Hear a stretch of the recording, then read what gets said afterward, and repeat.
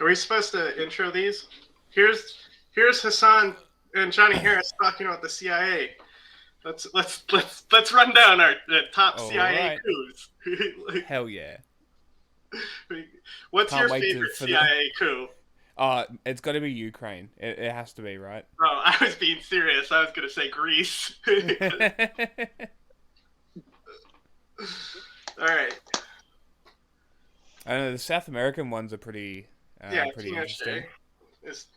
Lead coup mapped, which I don't know if he's going to do an anti-CIA video here or a pro one. There's a weapon. Okay, so here's how I'm defining the US-led coups that I'm going to put on our list here. Number one, they were successful. There's a lot of failed. Yes, it can't be a coup unless it's successful, right? Like, why? Well, I don't know. Like, okay, so listen. There's like this thing. It depends on how close they were. You feel me? Because there's this thing in hockey called the loser's point, where even if you lose in overtime, you get a point in the standings. So I don't know. Maybe like you can give them a little bit of a point if they get really close. You know? So it counts. It counts in Canada. Coup attempts, we're leaving those out. Number two, there must be at least one US government official involved in the coup.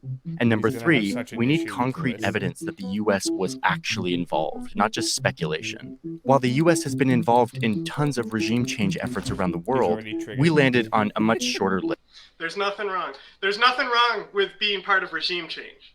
He's already We'd have to criticize every single government if that was the case. Every single government is involved with every single government. It's true. Just how it works.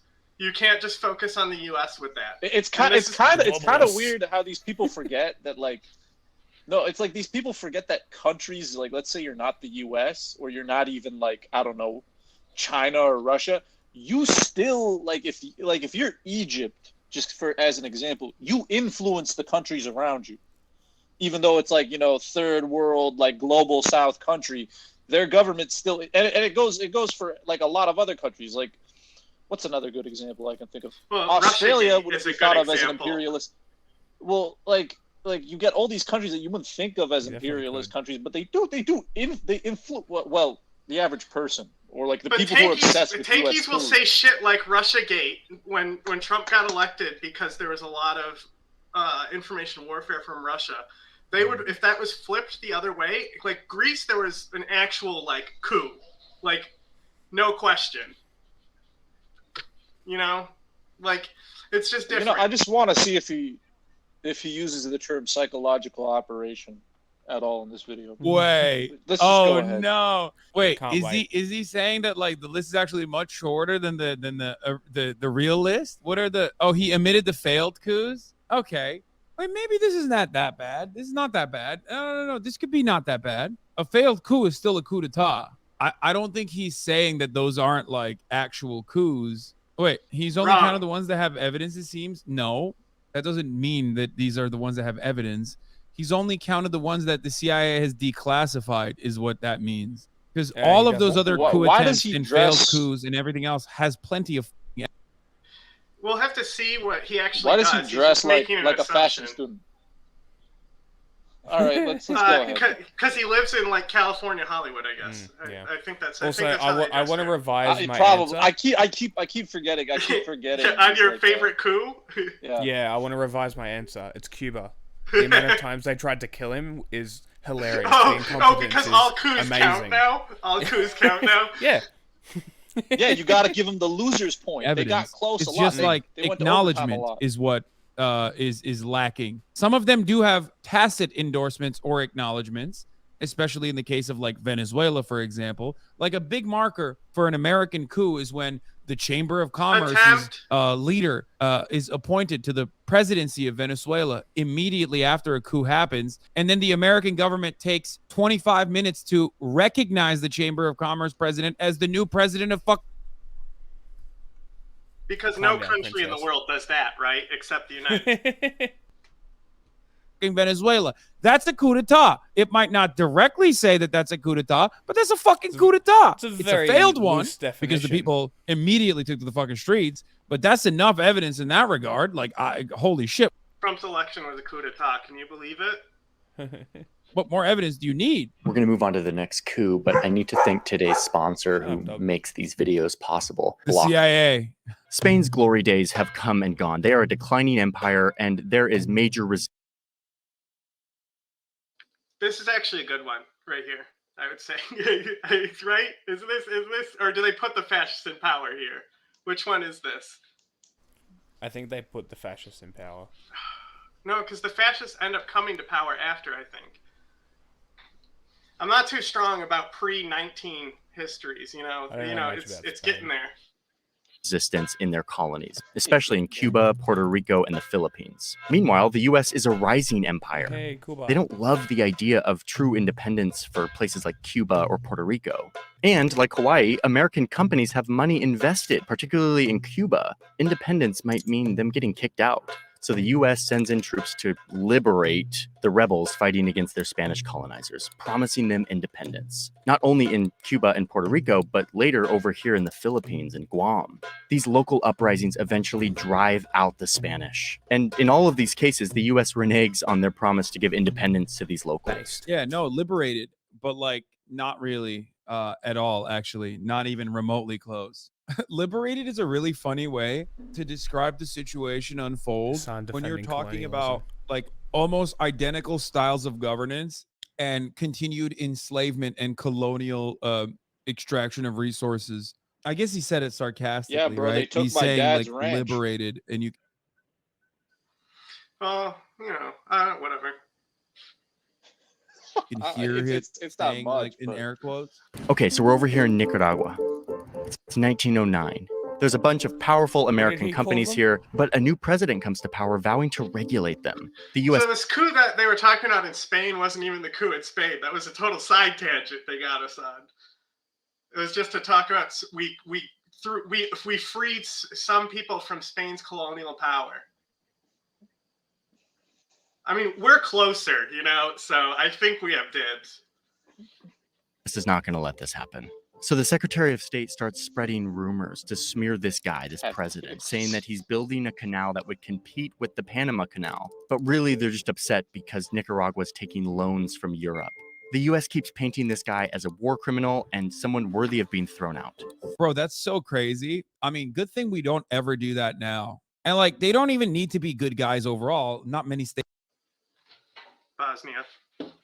leaders are. But like, good thing we never do that now when we're like trying to implement regime change. You know what I mean? Like, it just, we would never do that now. Guys, stop saying Pepela.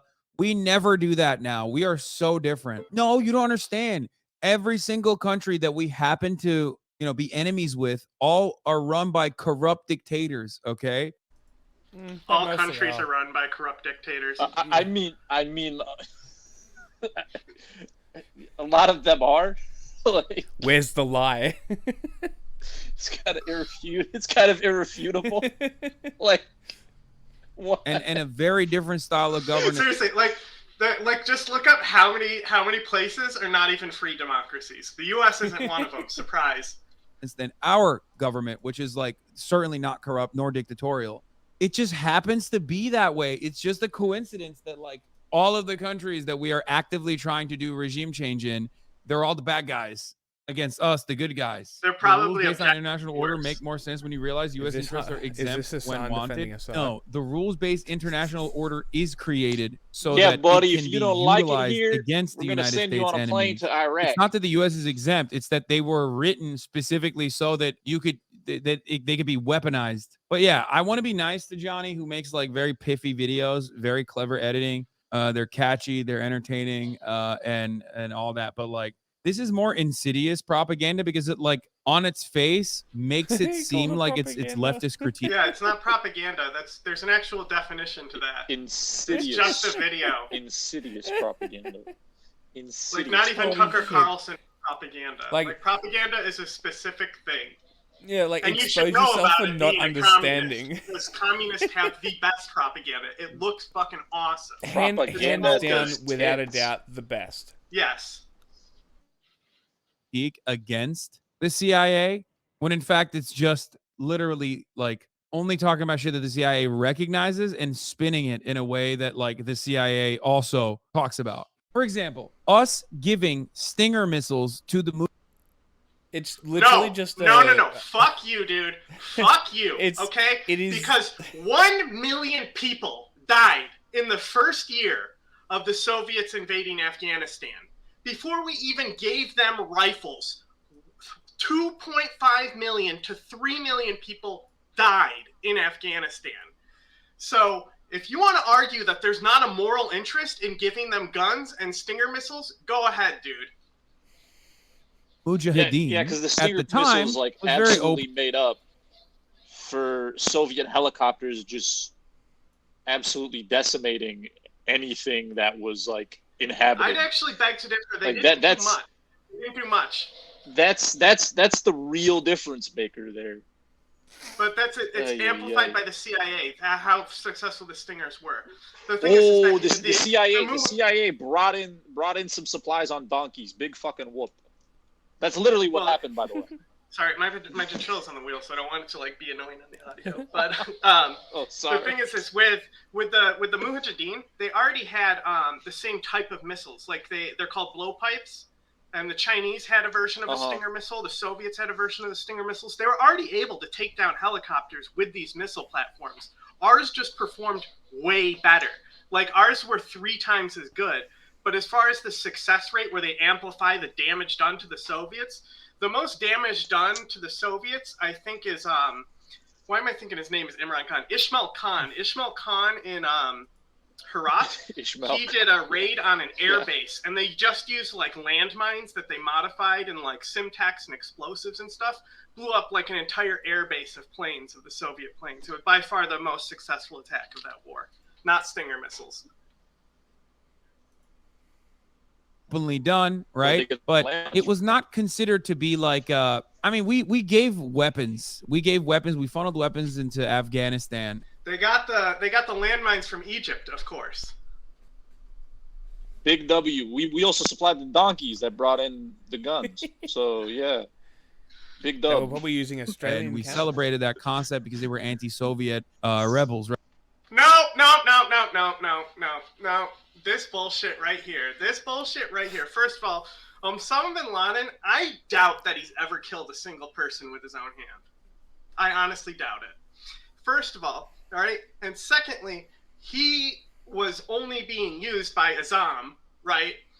And I think one of the best things is when I first met Ace, I asked him if Azam is a hero or a hate crime, and he said hero. So I think that kind of proves the point that Osama bin Laden at the time really wasn't the one getting aid. It was already going through Abdullah Azam. He had nothing to do with the CIA's program. If we want to criticize the CIA's program, it's about Haqqani and Hekmatyar, not bin Laden. The other thing too is like, didn't nobody even know who he was until like 85, 88? Well, like, so the thing that made him stand out was that he was super rich and brought into this is because he had money. His family was rich, so Azam brought him in because of that, but also because of his construction background. So he actually helped a lot with infrastructure in Afghanistan. He didn't actually do a lot with like the war effort. He built roads, he built tunnels for people, and then later on, those same roads and tunnels were able to be capitalized on by highwaymen. But like bin Laden, I think, when did he assassinate Azam? Do you know? 90 off the top of your head? Something. I think it's 91. Because I think he assassinates him, founds Al-Qaeda, goes back to Saudi Arabia, gets kicked out of Saudi Arabia, goes to Sudan, gets kicked out of Sudan, and then back to Afghanistan. Which is, that's a huge chunk of time between the CIA being there. Before there'd be like any involvement. 1989. That's when he was, 1989. Right? They were anti-Soviet rebels who just wanted to like free their country, as Ronald Reagan said, like. It's not so much about freeing the country as much as 3 million of them were killed by the Soviets. That's kind of what it was about, genocide. That's a lot. The founding fathers, right? But of course, when they became like, when some of those mujahideens then turned into, the Taliban, and Okay, everyone knows this. The Mujahideen are totally different from the Taliban. The Taliban were raised in the madrasas in Pakistan, so they were actually the people displaced by the Soviet genocide and then groomed in Pakistan and Saudi Arabia completely independently with Pakistan and Saudi Arabia's money in the madrasas. The CIA definitely funded madrasas as well. I'm sure of that. I'm sure there's documents on it that we have even pulled up on stream before. So that's one thing. Secondly, you should be criticizing the people we funded because Hikmatyar is a very fucking awful person. There wouldn't the level like of opium in Afghanistan just wouldn't exist without the CIA. Haqqani and Hikmatyar would not have power. You know, Hikmatyar didn't have power anyway, but immediately following the pullout of the Soviets, Hikmatyar would only allow everyone united under him, and it just wasn't going to happen. And so that's when Afghanistan was destroyed, so much to the point that people turned to the Taliban as a solution to how bad it came. So we actually supported the guys that the Taliban came to fight against, to help the people. That's how bad the people we were who were supporting were. So let's be clear on that one. And numerous other groups, like, all of a sudden it was like, oh, well, we did give them weapons, but like we had to. You know what I mean? Like there is always this whitewashing, this acknowledgement of the things that have been declassified. Whitewashing when it comes to genocide, right? That's a thing that you can do. Classified or even celebrated like the Mujahideen were at the time. This is a known fake image. That's not what it originally says. video is cut like it's anti regime change, but it's done in a way where it basically kind of legitimizes the regime changes that happen. You see what I'm saying? A few years later, the US is back in the region for another coup in next-door Honduras. This one was plotted by a band of private American citizens, and it follows a similar pattern. A new president comes to town, in this case directly inspired by Nicaragua's president, and he wants to take back control of the country from American businesses. In this case, we're talking about bananas. The banana companies were not going to let this happen. And it was mostly this guy, a banana businessman named Sam the Banana Man. He's not going to let this pesky president run his country. No. So he assembles his own militia. He literally buys a surplus Navy ship, loads it up with weapons, and starts his campaign to get this president Pepsi out. was so close to just doing like this. self-fund coup d'etats. Now the CIA is even incapable of like outsourcing it adequately in Venezuela, like what happened. Sales from New The CIA has always been incapable. That's just a ridiculous thing to say. Orleans to the coast of Honduras, and he literally invades the country with like a private army. Wait, where's the US government in all this? They also didn't like the political direction of Honduras either, so they just sort of stood back. Let this private invasion happen. Where was the and US then at the government critical in all this? moment, They also the US really steps in liked to order bananas. a ceasefire, basically bullying the president to step down. He had no way forward, no defense, so he resigns. Yeah, they just stayed out of the way. Huh. How did they get trained infantrymen like that, I wonder? I mean, Johnny just told you. They got on a can boat. just always find them. They hired them and they got on a boat. He just told you. Around weapons and also you know, Navy ships. It's certainly like it's just, you know, what were the casualty numbers looking like too? Wait, where's the mention of the 1,000 people slaughtered? I mean, dude, places to stage and train just lying around, surplus Navy equipment lying around, weapons lying around. Dude, the US government certainly was not involved in this until the last second when they just like kind of bullied. They kind of bullied the government.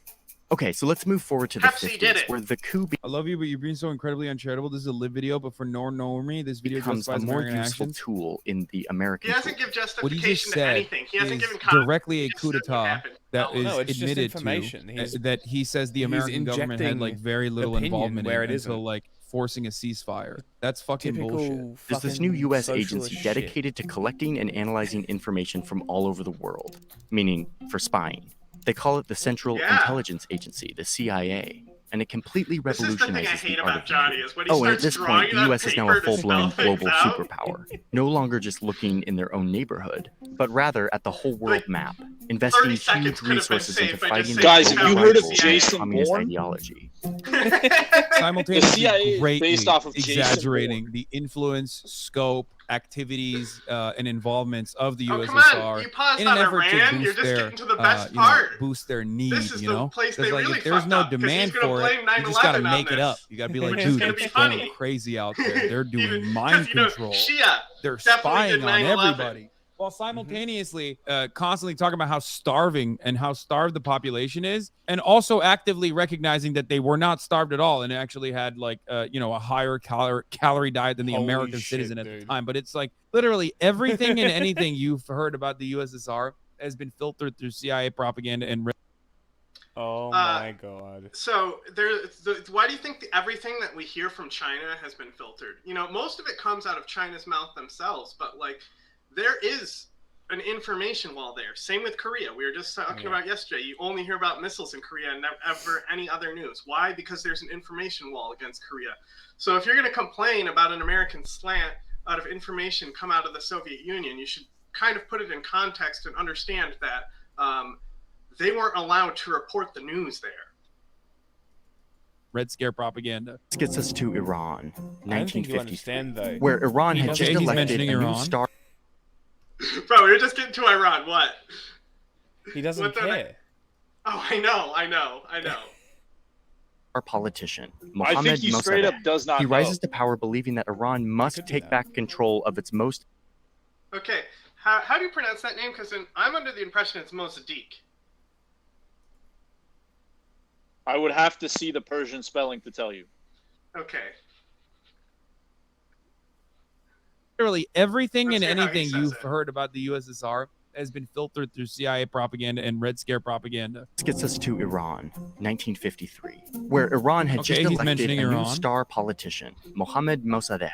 He rises to power believing that Iran must take back control of its most valuable natural resource, Dude, when I say the Persian oil, spelling, which at the I mean time like was with completely like controlled by a Arabic, British like, company called the script. Anglo-Iranian Oil yeah. Company. We know it today as You BP. can Google Mossadegh it. is done with this. Let's kick the British out and take I'll back our Google it. oil. But like the US, Britain is not happy with Iranians trying to take back their resources. So they warn that if they do this, there will be consequences. Okay, it's facts. So the British catch a quick meeting with the Everything's CIA's been Middle facts. East guy who was passing through London, and they pitch him on this idea. Let's throw out Mossadegh. The CIA's like, okay, and they kind of sniff communist vibes on Mossadegh with this big desire to nationalize Iran's oil, or at least they tell themselves they do. By the way, Mohammad Mossadegh. This is a terrible coup. Considering the guy who was put in was obviously much worse, and what's really funny is you should look up. There's like a 60 Minutes interview with the Shah of Iran, and it's literally just about like Persian oil and like how he's nationalizing it and all that shit, and like he's talking about how he's like pricing out like other oil competitors in the area and things like that. So like the oil motivations here are like so much deeper than people realize, and it gets really, really interesting the more you dig on it.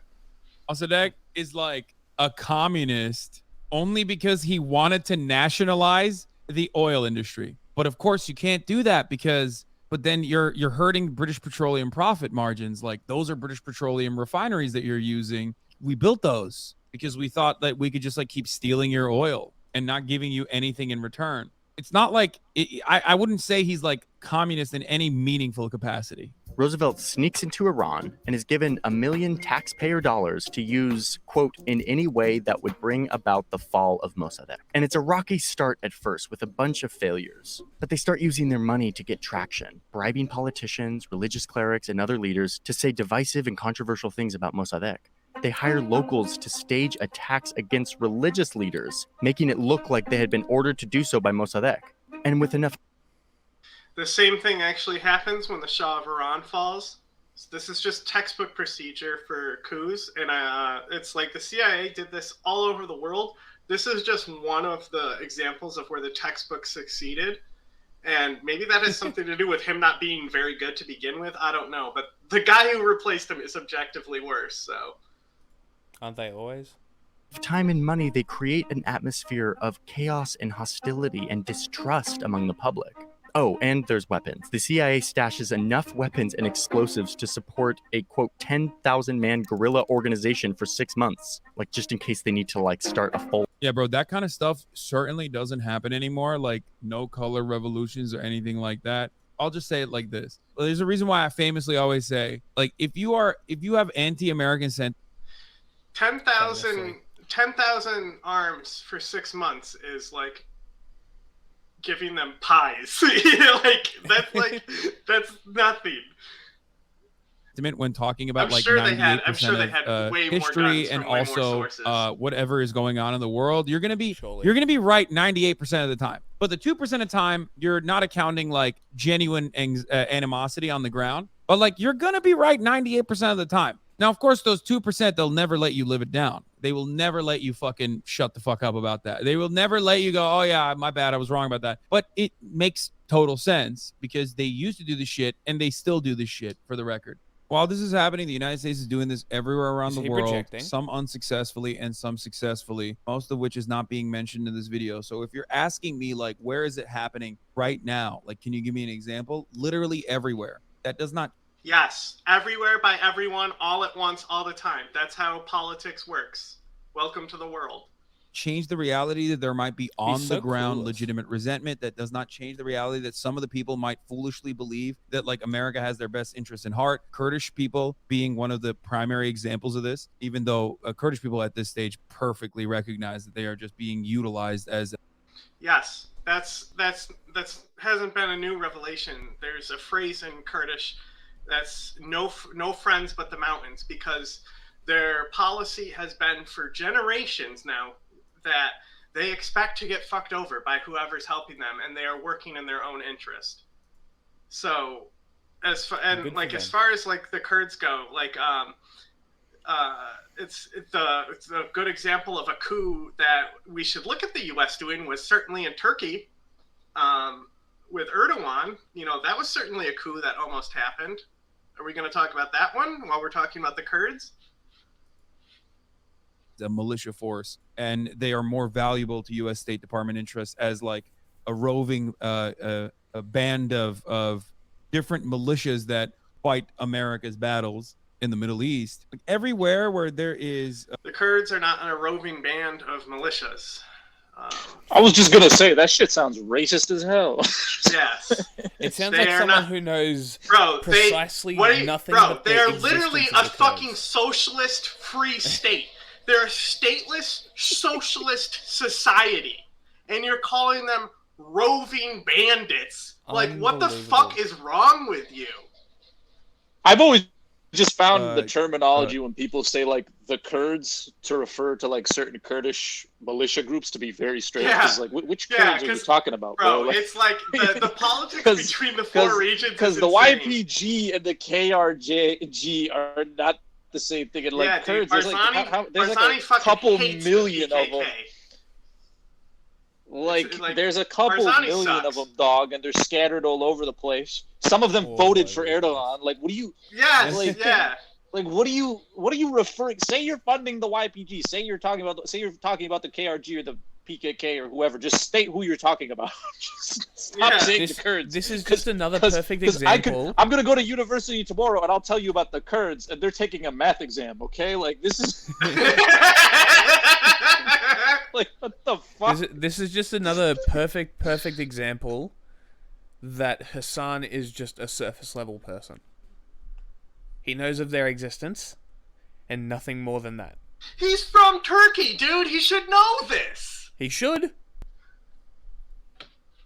Any kind of political movement, whether it be African nations, whether it be in Asia, whether it be in the Middle East, America has at least some of its tentacles involved. Like, that's why, for example, Juan Guaido, you might not like Maduro. Okay, Maduro, you might not like him. You might not consider him to be a good leader. But Juan Guaido, the first thing he tried to do to utilize way above the rights and responsibility that the fucking Constitution had afforded him as like a potential interim period of presidency, immediately talked about privatizing oil refineries. Why? Like, is that the most pressing matter? Is that what the Venezuelan people are yearning for? They're yearning for freedom by privatizing their oil refineries. That's what it was. No, it's the same shit. They do it all the time. They do it nonstop. I mean, it would under the change Shah, the Iran becomes a brutal police state. He executed. What was that? I said it would change the economy drastically. Like I would like to think the Venezuelan people would care what happens if they privatized oil refineries. But yeah. I mean, I'm not an economist. I don't know much about it. Neither am I, but I feel like that's a do thing know that it would as a hugely general change the resource entire control country. thing. And like I know Gaddafi did very successful like economic reforms there, but it shouldn't be blinded with all the like it's so crazy because Gaddafi like on his surface he was like a feminist and stuff, and he's like the worst rapist like of the modern history. Military officers. I also wouldn't say that's funny. Shit. I mean, it's more like curious how that happened. He's pretty pretty Male dog shit. Like he's one of same. He's easily the most in my opinion, definitely the most overrated Arab leader ever. We'll get to him in a second, though. I think. I guess. I mean, yeah.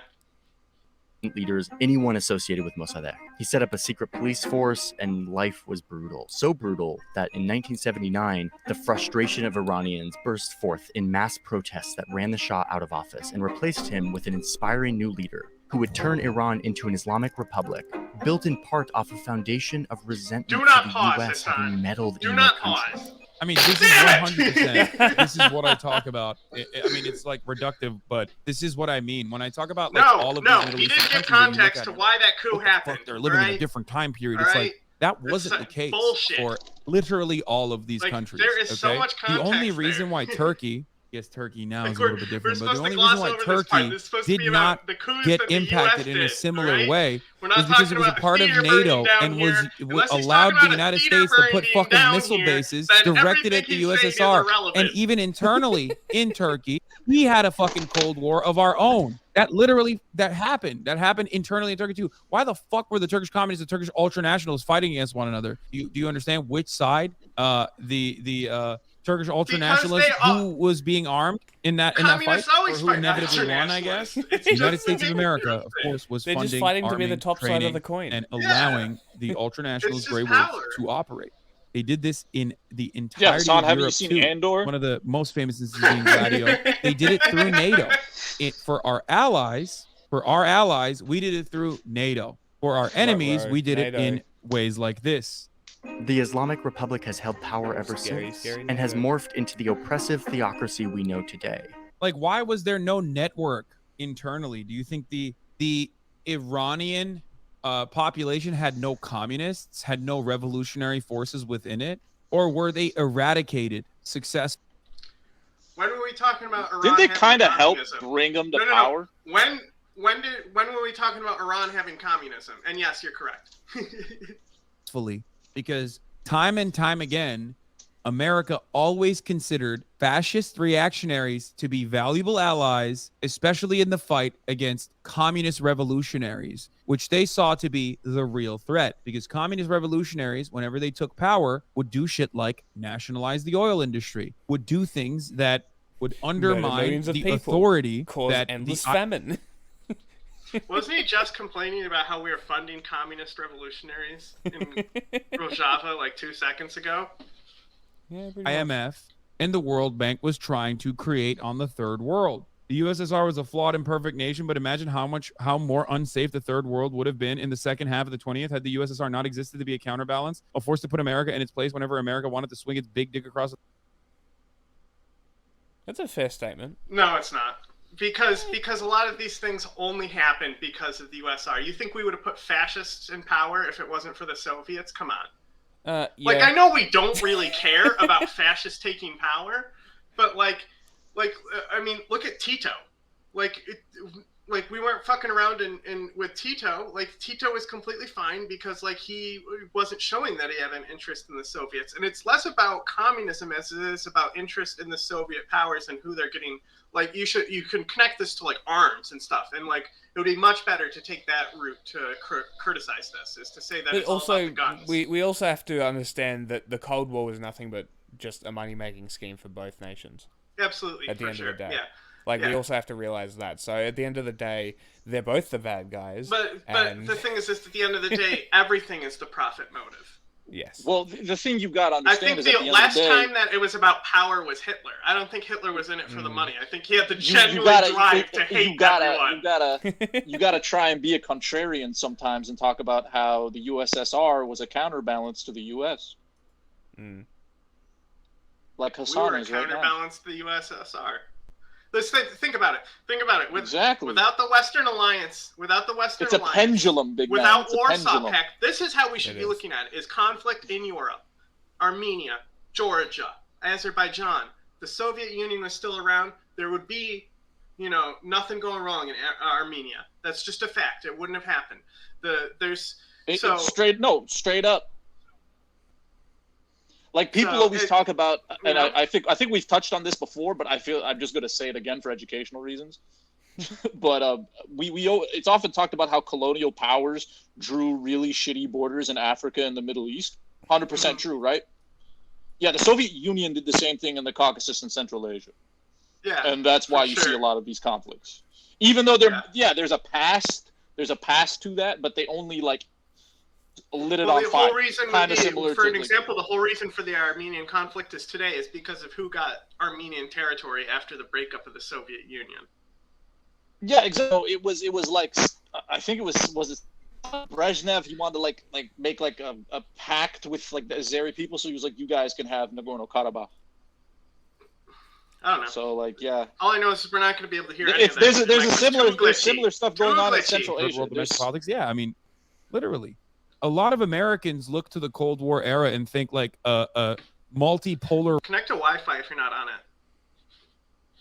World was devastating and terrifying. Yeah, it was. Yeah, the world was terrifying and incredibly violent when these two warring nations were constantly dick swinging. It still is. But only made it more terrifying because America kept. The world was objectively worse during the Cold War, though. I would not want to be alive during the Cold War. That shit sucked.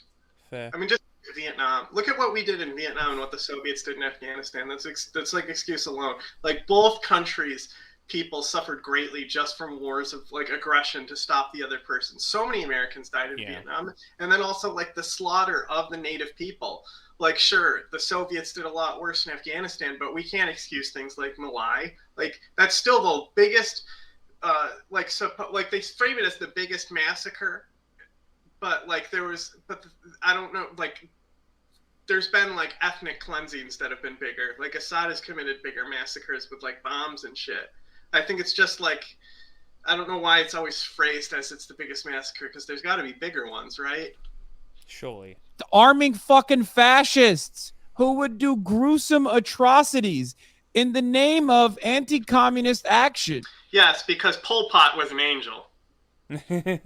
Not dissimilar to Nazi Germany, if you want to think about it domestically, Capital owners sided with fascists in the lead up to World War II because they saw fascism as... And oligarchs sided with the Soviets in the lead up to World War II. An adequate mechanism of control. They saw fascism. They saw, on the one hand, revolution. Hey, who was on the fascist side in World War II, by the way? Revolutionary action growing through trade unionists, communists alike.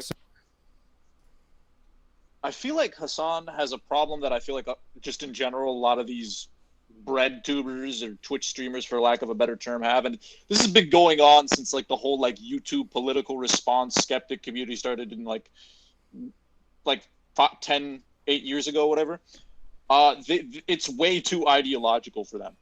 It's all about ideology, and it's never about just logical opportunism and things that just how politics 100%. And common sense works. I think you said this specifically yesterday. That people are opportunists. It's so because it's so ideological for people. It's like this ideology bad. It's dude, the frame of mindset of the people you're talking about who committed these atrocities, a lot of them do not give a shit about ideology. They do not care. Yeah, they care about the profits. They care about the bottom lines. They care about the resources. They care about their job, whatever that may have been, and they care about taking advantage. when they can. You're not like, you're in your own little like world of theory, and like I see conservatives do this too. You're in your own little world of, it's all about ideology. You're naive, very naive. Like the people we're dealing with here are like, yeah, well, like you would like are I more said intelligent the than other you day. think. Is They a don't lot care of about people ideology. check if they believe Al Qaeda did 9/11, because like if they can't pass that, there's no use engaging with them. He believes Al Qaeda did 9/11, so he's worth engaging with. Yeah. Socialists, and they saw fascists that promised control over that through violent means, and they chose their guy. America literally took that and basically made it global. They were like, that's fire. We're going to keep doing that. That's the best. That's why I always say we are the villains of the world. Before we go on, a quick reminder that all of these coups, these plans to overthrow leaders in other countries, did not require American votes or consensus or approval of Congress. It was usually just a few key men in government buildings in Washington, D.C. making this happen. These people would go on to define the Cold War and shape so many... No, I don't agree with that either. No, it's not like a couple people, dude. What the fuck? This is a collection of interests that they are managing and defending. And I would go so far as to say that the reason why they're in that position is because they're defending those interests. Also, while I was up, I was just thinking, big fail on not connecting the point of how the Islamic Revolution in 1979 in Iran was the main reason the Soviets invaded Afghanistan, is because the dude who was in charge was a very bad person, and also Afghanistan, they were a communist country, but they weren't aligned with the Soviets or the Americans. They were a non-aligned country. They were working with both. They had no problem working with both. They were doing fine on their own, but the Soviets genuinely believed that America was in there trying to finance a coup because, and it's one of the countries they actually weren't really that invested in because they didn't really see a point in getting Afghanistan. I mean, why would you? But the reason the Soviets were afraid is not because of like a resource thing. It's because they didn't want a chain reaction if an Islamic revolution happened in Afghanistan. They were worried about the territories above it in Central Asia, which is a genuine worry. And honestly, they did a good thing by killing the guy who was running that country. I mean, look at Central Asia after. It's everything after that bad. Everything after that, like it just, it's almost like the domino effect was kind of real, but I don't know. It was a little bit more complex. We should do an episode on that someday, but. Yeah, it's the same as like in manufacturing consent. Who rises to the top in the media? It's a self-selecting pool of individuals that inevitably cuts those who are going against the grain, who will then speak out against the. So like, I contest the fact that it's not just a few people. It 100% is. I guarantee it's just a few people on a board in a room deciding, and then the yes men and the button pushers just do their thing. They don't question it because that's their job. Hasan they get paid is to one not of the question biggest it. media personalities in the world. Okay. So just run back what he just said. How he's talking about big media. That's you. You're a millionaire from media, dude. That's you. They're speak out against the unjustifiable constructs. Like that's how it always works. It's not just like a couple guys acting out on their own desires. It's usually people that were elevated to that position because they are the at the time the best person to advocate for the desires of the bourgeois capital owning class. The next year in Guatemala, the CIA tried to pull the same playbook that they used in Iran, once again targeting a leader that the people had elected, but who wanted to take back the country's resources for the people, to break up these American monopolies that controlled the country's electricity and railroad. The president even starts to seize land from one massive banana company. It was often unused land that he wanted to redistribute to the locals who could farm it and feed their families. How dare, dude, fuck this guy. I mean, I'm already. I think we've all learned our lesson. Don't fuck with bananas and the United States will leave you alone, okay? I don't like that. But the fact is Need that the those US Brazilian decided wandering that they spiders. had to defend the banana companies, or else more communist reforms would spread. So the US President and Secretary of State ordered an overthrow, and the CIA got ready. Can we just talk about how Dwight D. Eisenhower was an asshole? Right to work. Yeah, I think we've spoken about it I'll say before. this much. Remember what I used to always say? It's literally basic social. I'm going to tell you right now, mustache, immediate red flag, bad guy. Can't trust him. Katoub, Hitler, this guy. Oh, come on, dude. Democratic moves. We know one guy that a ruined that lot of mustache these for nations everyone. are making. Yeah, Katoub. And it's the way to look at it is like that Family Guy color blotter. You know what I mean? It's like it's social democracy, and it's fine if it's a white European nation.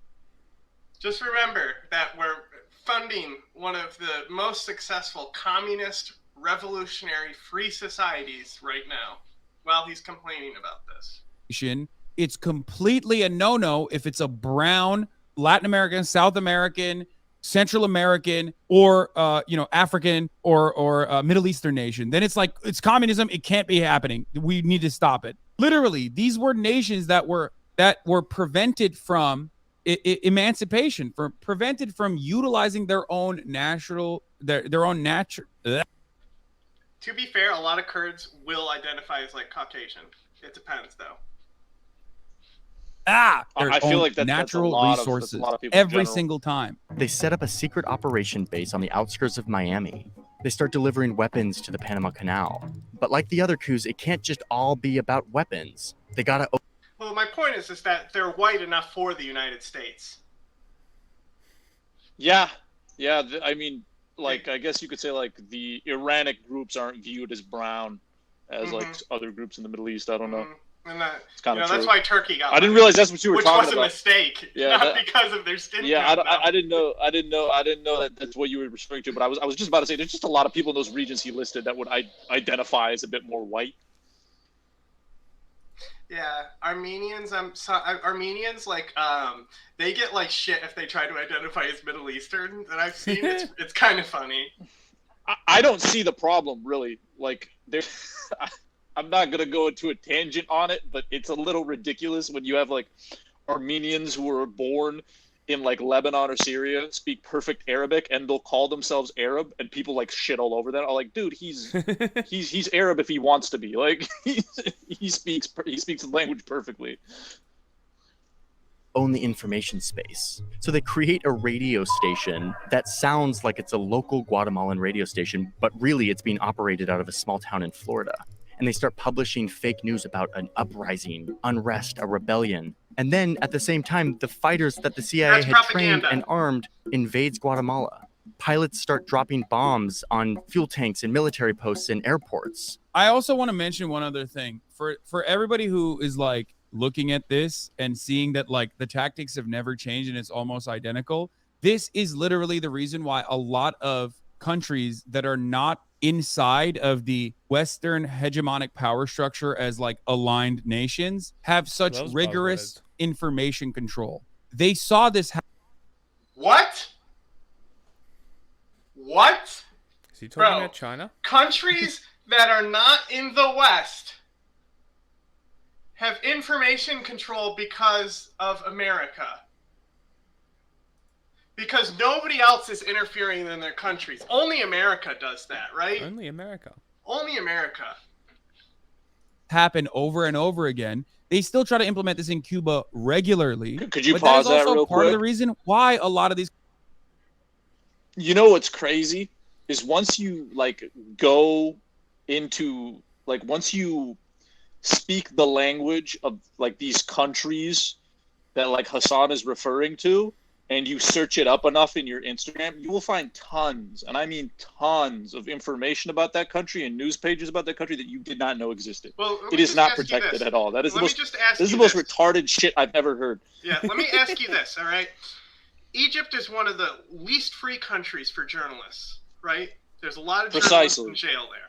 Sorry? Yeah. So I want you to tell me, why is Egypt like that? because Sisi's a dickhead and he doesn't want people he doesn't want to be put in a situation like 2013 or 2011. So who caused that? Was it America? Because a lot of people would say they're behind the Arab Spring. They're not, though. Jake Hanrahan talks about this shit all the fucking time. People have their own agency, you assholes. Okay, this is almost like racist for people to say, because it's like you think Arabs can't get together and like start up a protest? Are you fucking for real right now? They had to have been assisted by the U.S. That sounds insane. It's the same thing with Belarus. White supremacist, doesn't it? It's really like insane. You honestly believe, these fucking cabbage eaters or Arabs or whoever you think, they definitely couldn't have fucking pulled this off. Yeah, they can. People get tired of being treated like shit. Like, your average person is not dumb. At least I would think the average person is probably a little bit smarter than Hasan. Look at Iran right now. Like, Jinnah Amani's face was just on the screen, like, for him 5 seconds ago, because we've been pausing a lot since Iran. But, like, her face was just on the screen, right? And the U.S., we're trying to get involved in Iran right now. We're trying as hard as we fucking can to, like, get Canadian banks to seize the IRGC's assets. So, like, the aspect that, like, you would think that America gives a fuck about the Iranian people is just insane. These countries, including Cuba, it's also crazy because he was do such. Sorry, he was just talking about like these like people with like a small group of people with interests and shit. And it's like when it comes to like that interaction between political players and corporations, yeah, it is just a small group of people for the most part. But when it comes to things like the protests in Iran or the Arab Spring, it's like a mass wave. It's like it's much harder. It's just logical. It's like when you have less factors to worry about, it's easier to play that game. When you have more factors to worry about, i.e., in like a Arab Spring situation, it's a lot more difficult to control. I just wanted to say that we can move on. Just so you know, your mic's cracking a lot. So if you have a different one, or like check the connector on it. Rigorous information control and do not allow dissemination of information in their countries that is not completely fucking checked by the government. This is happening everywhere. Obviously, when our allies, when our aligned nations are doing it, they're doing it at their own behest because they're capitalists, they're allies. But that is precisely the reason why information control happens in these countries.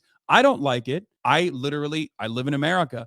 I like the freedom of information here. I like the supposed freedoms for the most part, but like I like the liberty that I have, right? China but before. I certainly understand why other countries are more authoritarian when they are not completely inside of the bosom of America. Okay, when they're outside of it, they have to engage in this because they don't want to fucking have coup d'etats. But the irony, of course, is that America will then look at that, point to it, and go, look at how authoritarian these countries are, and they are authoritarian. You literally can't say a good thing about America without a backhand dig law. I mean, dude, whose channel are you on, brother? When America was at war, we implemented the Espionage Act. We were fucking ruthless. We literally built concentration camps for Japanese people that were living here. Do you understand? Don't talk to me about fucking Cuba or China or any of these other fucking places, and how authoritarian they are because they're constantly fucking. The thing is with the concentration camps, though, specifically, is like it's one of the things that Hitler looked at, and like detainment camps. It's just like that's one of those things where it's like the Holocaust is like designed for a mass death campaign, and like death camps and like concentration camps are like two different things. But I don't think that the Holocaust would have really came out to be Hitler's idea if it wasn't for those Japanese camps. Like Hitler directly references those camps, just like he references the Armenian genocide. Under threat, under legitimate threat. Maybe not China as much, especially because like the economic power that they have is massive. But as far as like authoritarian means of controlling information, yeah, that's gonna happen. And just like that, one president is out and the hand-picked CIA option is in. This new regime is brutal and goes on to do horrible things, detaining people they thought were communists, killing prisoners. They did all this shit while also the environmental degradation they caused was also vast too. Remember that. It was insane. They were just like fucking they were just like ripping forests apart. Currently, we talk about fucking what Bolsonaro did in the rainforest in Brazil, and we're like, oh, that's a big no-no. What are you doing? Meanwhile, we did that everywhere. Yeah. Also, Johnny is like definitely. But, I don't think we need to do whataboutism. This is just like as it's been established. This is just detaining people that they thought were communists. It's like you're just like fucking murdering farmers. That's what you were doing. The issue is by the way, Arbenz was never like officially aligned with communist thought or was a communist in any capacity. It was just a social democrat. It was about the bananas. For those of you who are wondering, like bananas are the number one stuff thing. Like this, we don't care about anything but our bananas. It's not oil, it's bananas. Is what leads to massive amounts of immigrants because of the economic turmoil. Like whenever people talk about immigration being like a huge issue or whatever in America, people refuse to recognize America's impact. I'll tell it to you like this. Chatters, you grew up in your hometown. Your friends and your family live there.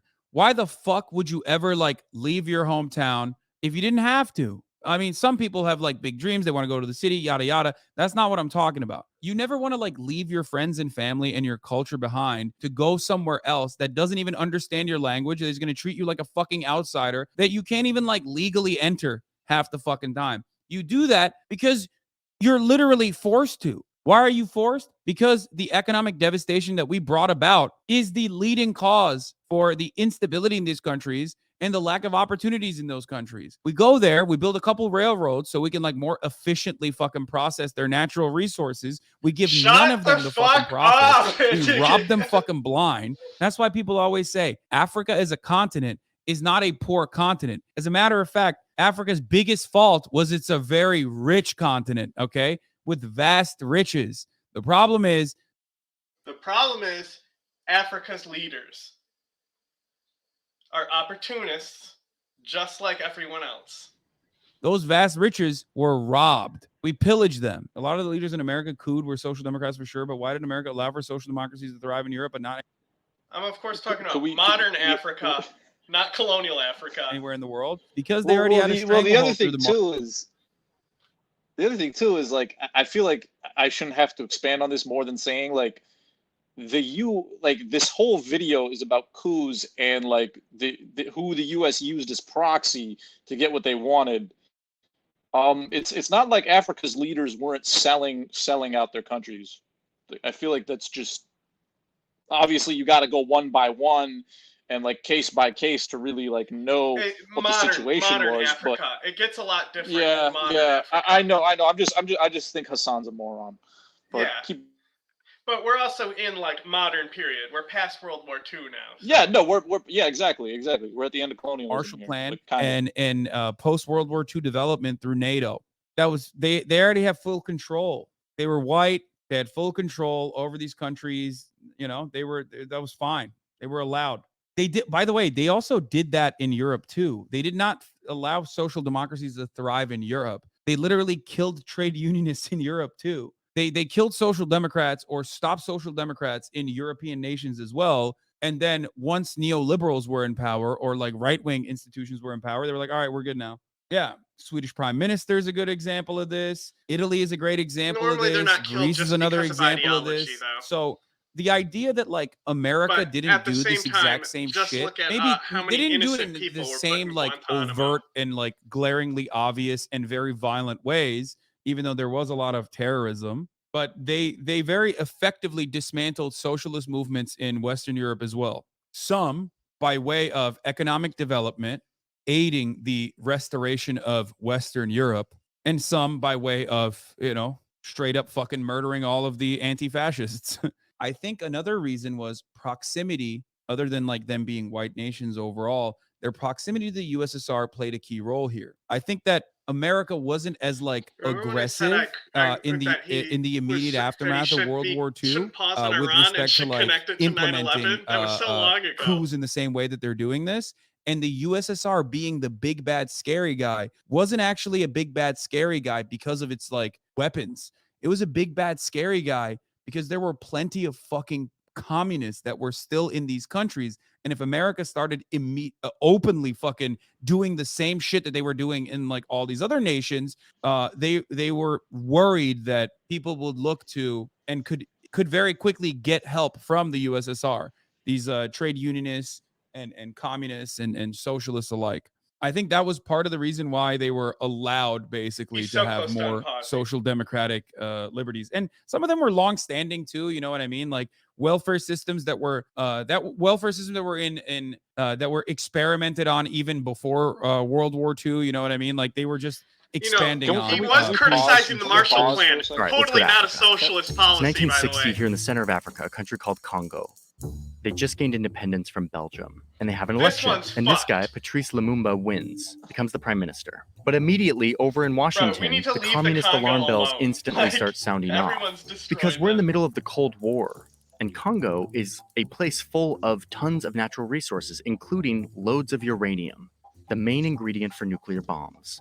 This is at a time when Americans are keeping gas masks next to their bed and have hordes of canned goods in their basements. A lot of this was all... All he has to say, a lot of this was Dwight D. Eisenhower's fault. That's all he has to say. That's all he has to say and unpause the video. Come on, Hasan, you can do it.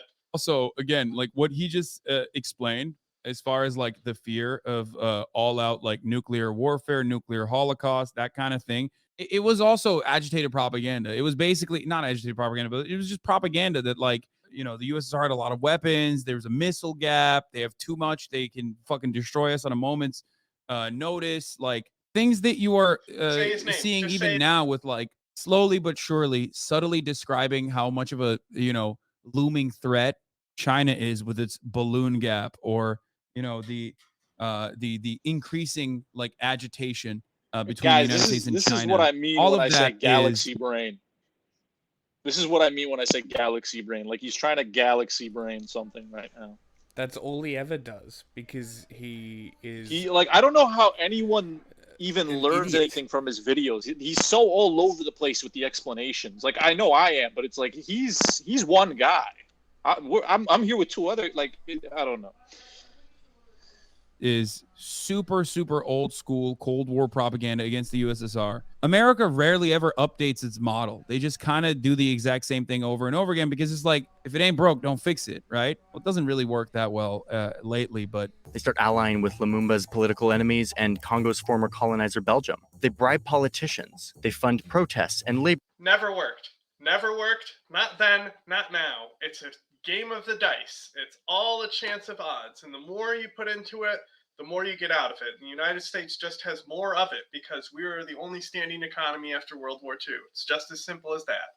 Labor movements, and they circulate propaganda, similar ingredients to the previous coups. And when the moment is right, all these bribed politicians do what the CIA asked them to. They remove Lumumba from power. This political solution was actually not the first try. The CIA had tried to assassinate Lumumba in the past, but all of those attempts failed, which is why they turned to hijacking and manipulating Congolese politics, a brand new democracy, supporting the people who would eventually go on to put Lumumba in front of a Congolese. This is why Sankara was based, for killing people who were against the democracy. And Belgian firing squad, making this effectively a political assassination, supported from an ocean away. And yet there's so much gray area in these coups. In this case, it's really tough to prove that the CIA's support was the key factor in Lumumba's assassination. It's debated to this day. I don't understand. If you like recognize it, then why do you... Dude, this is the second time he's done this. Why is this debatable? You facilitate the removal you facilitate the ousting, and then the execution comes along with that. Like, what do you mean? What the fuck is that? There's a brutal dictator here in the Dominican Republic. Hasan, he's doing it so you come to your own conclusions. That's what journalism is. It's just that your conclusions are normally incorrect. I mean, this guy's really bad. He's rumored to feed his opponents to sharks. But anyway, what the US cares about... I don't think that's too bad, honestly. Honestly. And I think it's pretty bad. In the grand scheme of things, being fed to sharks is that bad. I think that's pretty bad. No. Like, you know, like, fucking. There was a point in the Congo where people were getting their hands cut off for not collecting enough rubber. Like political opponents. Yeah, that's also really I've fucking seen bad. people fucking Need burned medingas. alive. All right, bro. Like, Rubbers I would prefer. That's also sharks fucking if pretty I was fed to pretty sharks. fucking If bad. you're gonna kill me, That's also being fed to sharks is kind of hardcore, dude. I gotta respect. I think they're all That's pretty Bond bad. villain shit. Bond villain shit. Need rubber. Out is that there's fear that a communist revolution could happen at any moment. So the CIA sends weapons to a group of hitmen who go assassinate Oh, this look, the guy. hungry hammer. And eventually the US sends in forces to occupy the DR to make sure that a leftist candidate doesn't come to power.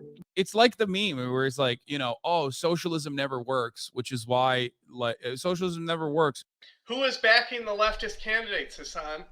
No truth Scotsman, yeah. Was it Shut about the fuck up. about their ideology, or was it about who is backing them? When we involve ourselves with it. I always say the same thing. It's like if socialism doesn't work, if it's like a fucking absolute failure, if it's a genuine failure. Nobody really says that. Like, it's kind of like a thing that the politicians get up there and dance around. Like, didn't they vote to say that the crimes of socialism are like bad and stuff? But like, we're talking about this is a mainstream idea. Socialism is a mainstream idea. It's more mainstream than fascism. That's just objectively true. Let's also And we're not talking. realize... We're talking socialism, the grand umbrella, like the good type of socialism, and not like Stalinism. Yeah, but we have to realize that these types of socialisms that are being tried are authoritarian socialisms at the behest of Marxism. That's what they're going. Why is it so hard for these people to use the word authoritarianism? That's another thing I noticed. It's literally authoritarian socialism, and it is a precursor to communism. Yeah, and it's literally the precursor. Sankara is a great example. That France is responsible for killing him, but that's a great example of where somebody was killed for their ideology because of colonial interests. That's an objectively fucked up thing that happened in history as far as socialism goes. But a lot of these things is the Soviets were backing people just as bad. These are fucking power and the struggle to get to the top. The people are really opportunistic. It's mafia games, and it's really no difference to that. It's Russia fucked. Still is funding terrible Dude, fucking people. Russia, you get to the top by killing people still. And objectively, you could say the same thing about America. And also, this is another thing that people don't talk about. Oil companies themselves have committed genocide on this planet, not just countries. Why don't you just allow it to fail? Why do you always have to do everything in your fucking power to physically rip people for not even doing socialism, by the way, but just socialization, literacy programs, nationalization of certain key sectors, liberties allowed, liberties that were given to Western European nations. Vietnam was divided in two, between communist and pro-Western governments. The U.S. needs the South to stay on their side, but Washington starts to lose confidence. I think there's kind of a generalization, because Ho Chi Minh was totally down. He was playing both sides just like the Afghans were, but Vietnam could have went either way. Would have been, it's not so much that he went communist. That's eventually becomes part of it, because it's just easier to weaponize communism. But there was people where Ethiopia, for example, we were backing the Derg regime, and that was a horrific communist regime, and nobody knows about it. Why? Because we don't talk about the communist regimes that we funded, and especially all the child soldiers that we produced there that are still a core strategy to U.S. policy. It's in this guy, the Also, South that's leader. He's losing a grip on the country. That kind of leads to another thing that's going on today when you look at Tigray. That's literally all connected back to the Derg and Ethiopia as it is as a modern country. And you can learn all about this in our episode talking about the history of Ethiopia. That's our #1 rated episode on Spotify right now. It's a great. Go check it out, bitches. Yeah, it's only audio. Really good. Country. And the U.S. fears that communism will take over the whole country of Vietnam. We also have an article talking about all the child soldiers trained by America in that region, and how the Tigrayans are similar to the Kurds in Rojava, and how they implemented child soldiers because it was the only access for little girls to obtain their freedom, because many of them were being like in arranged marriage. And there's even studies that show that their education was better because they joined the militia as a child. And like, there's even studies in here that go to like as young as children who are like 8 years old and part of the Tigrayan militia that overthrew the Derg regime. And then we had to move all our child soldiers to South Sudan and fight Al Qaeda. Vietnam. So the CIA rolls up its sleeves. It's time for another coup. It's odd that he's not talking about this as an extension of colonialism. He really skimmed over the Belgian involvement in the Congo and didn't even mention the French in Vietnam. Yeah, you're absolutely correct. I was going to mention that with France. It's because it's about South fucking Vietnam America, is you backed by dickhead. Americans, and North Vietnam is USSR. And it's like, what happened before that is, kind of important, I think. This is a nation that was like fighting against colonial superpowers. Like, one thing I mentioned, sometimes people get mad, but like Ho Chi Minh was fond of the founding fathers. Correct. Uncle Ho. He saw his battle of emancipation not dissimilar to the founding fathers against England. In a different world, I mean, obviously it would not have happened, but different world, who knows? Who knows what could have happened? This time they focus on a South Vietnamese general Correct. who also doesn't love the president, and he agrees to do the CIA's bidding. And when given the signal, the general directs his military to seize the airport and radio stations, and they block off highways. They march to the presidential palace, a bloody shootout goes down, and this president, President Diem, escapes. He happens to be with his brother, but it's not going well for them, so he realizes that he needs to set up a meeting to surrender. They're going to meet at a Catholic church. This was probably going to be a peaceful meeting, but when the generals arrive, they just kill him on the spot. It's crazy. And one national security journalist argues that Diem's assassination actually had a greater impact on American history than the murder of JFK, because it locked the US into a decade of conflict in Vietnam, which ballooned into a long war. Locked the US into a decade of conflict in Vietnam? Like we were forced? Our hand was forced into going into Vietnam? Republicans don't say this in 2023. Like, no, I'm taking it one step further. Like, almost objectively, everyone says, like, okay, we fucking should not have done that. We should not have gotten involved. Republicans don't think that. That's crazy. Yeah, we were so lost. What's fucked up is the Republicans will say, they didn't let us fight the way we needed to win that war. And it's like, what does that mean, dude? What does that exactly mean? Like, that means war... nukes. It means the North Vietnamese were too good at being soldiers. The thing is like, I wouldn't focus too much on the word locked into a conflict like that. It's like, yeah, the Americans could back out at any time, and they should have. Pretty sure that's like a logical fallacy of some sort, but yeah. Yeah, it was probably That's the his wrong entire word for him existence. to use. His entire existence is a logical fallacy.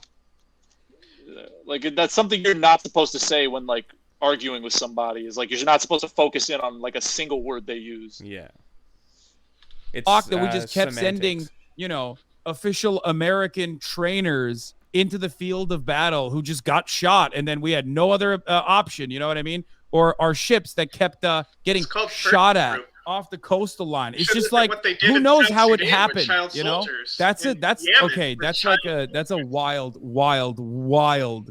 way to explain this. Which ballooned into a long war, ending in an embarrassing defeat and a political crisis at home. Yeah, that was the most embarrassing part of our experiences in Vietnam. Not the fact that we deployed in a ton of... As far as American policy is, yes, they do not care about human life, so embarrassment is the factor there. Same with the Soviets in Afghanistan. It's just how it is. Munitions, napalm, and numerous other horrifying things that we did. Not even in like North Vietnam, but in South Vietnam, where like the majority of the bombings took place. He's not even, I assume he's not even going to talk about Cambodia. He's just like skipping over an atrocity that was so... Whoa. Yeah, let's talk about Cambodia. What about Cambodia, you dude? Dickhead. What about Cambodia there? What did that... that somebody needs to expand on what they're talking about there. Devastating that it still has a permanent impact with a bunch of Vietnamese babies that are still being born with like birth defects. South Korea was also involved in Vietnam. And I'd like to look at those studies on how much poverty is a factor, because I haven't looked at this, but with depleted uranium in Iraq, they try to say the same thing, but we know that's false because the most depleted uranium ever was used in Kosovo. But let's also be real here. DDT is much worse. It's they basically chemically poisoned the entire. I'm aware of that. But what I'm saying is, I want to see studies on how this compares with malnutrition, on how the birth defects are in if these babies don't have any malnutrition going on, and there's no other factor. I want to see the control groups. I'm interested. You're being too like rational here. All he needs to do is put up an article headline that was generated by AI. No, I mean, I do the same thing. You know, I'm just curious about it. I mean, sure, but it's just like, I don't know, man. I don't know. But I say this to people all the time. That's why I want to actually look into the study and look at like if there's like a root cause to it. Because I used to say the same thing about depleted uranium, and it was wrong. You should look into that. Yeah, and I feel like I think the first ever payment for South Korean war crimes, like a court case, there was a decision for the first time on a South Korean military member engaging in war crimes against the civilian population. And what I found to be particularly strange about this, hold on, I'm going to give you guys the details here. In a first ever, South Korea was ordered to compensate Vietnam War victim, right? This just happened. As a part of the ruling, Judge Park Jin-soo of the Seoul Central District Court ordered the government to pay Win $23,900 in compensation, saying what members of the 2nd Marine Brigade of South Korea did to her family clearly amounted to an illegal act. Now, what they did was, just wanton violence and murder. Win T. Tan, 62, sued the South Korean government in 2020, saying that she lost 5 relatives and she and her brother were gravely wounded when South Korean Marines swept through Pong Ni and Pong Nut villages in central Vietnam on February 12, 1968, killing more than 70 villagers. Do you know what is interesting about that date? So this is a very interesting date. I want you to pay attention to it. February 12th, 1968, where the South Korean government acknowledged its atrocities against villagers, is only 1 month removed from one of the most notorious massacres that the United States military engaged in, the My Lai massacre. On March 16th in 1968, a platoon of American soldiers killed as many as 500 unarmed citizens in My Lai, one of a cluster of small villages located near the northern coast of South Vietnam. That's a lot. The crime was kept a secret nearly 2 years, and it later became known as the My Lai massacre. So just remember that. And by the way, the thing about My Lai is that it is not unique. It is unique, but I think it's pretty impressive that it took only 2 years for that to come out. And I bet you journalists were involved there, and that's the reason they had to admit it. Just like torture, I guarantee it. This was super, super commonplace. The notion that like Vietnam was really long and complicated and we were forced into doing this thing. And, it was just really bad because it had like a lot of political ramifications in the United States of America is insane to me. You're like, making no matter what happens, nobody has said this, dude. Is insane. Like just but Johnny used the word locked in. In 1973, there's a coup in Chile that is a very complicated story with conflicting accounts, and we went down a super deep rabbit hole, and we've decided that because the evidence is not rock solid, we're going to cut it for time. No. Bro, what? There's no way.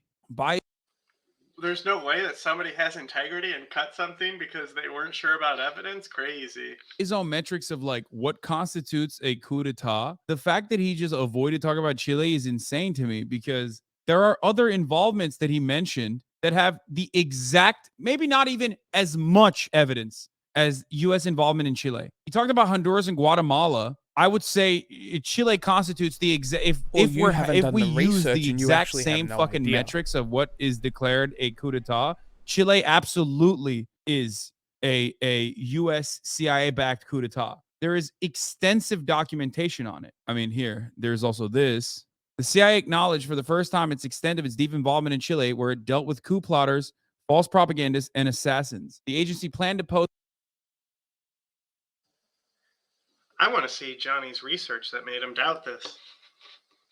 A declassified report required by Congress on its website today that admits the CIA support for the 1970s kidnapping of Chile's top general for refusing to use the army to prevent the country's Congress from confirming the election of socialist Salvador Allende as president. The kidnapping failed, but General Rene Schneider was shot and died 2 days later, the day Allende's election was confirmed. CIA admits prior knowledge of the plot that overthrew Allende 3 years later, but denies direct involvement. The report says that the agency had no idea that Allende would refuse safe passage with his palace under bombardment and apparently kill himself. He was found dead of gunshot wounds. Would you rather he didn't make a video highlighting U.S. foreign meddling on a video briefly mentioning the scale of it? Personally, I gotta say, I respect that he's got a PDF pulled up right now. He's actually looking at documentation.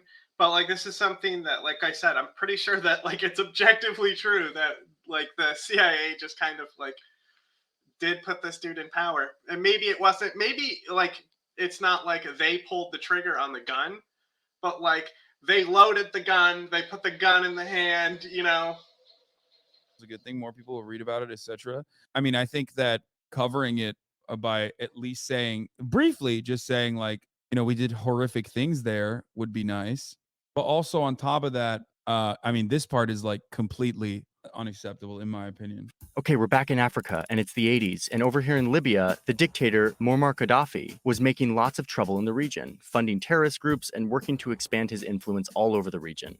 For the record, some of these leaders, like, you know, Allende. Here we go.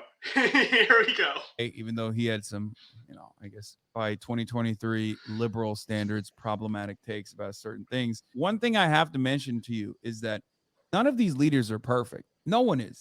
It's virtually impossible to be perfect, especially if you're fighting against like a brutal dictator when you're trying to, you know, gain independence, fight a revolutionary war, whatever.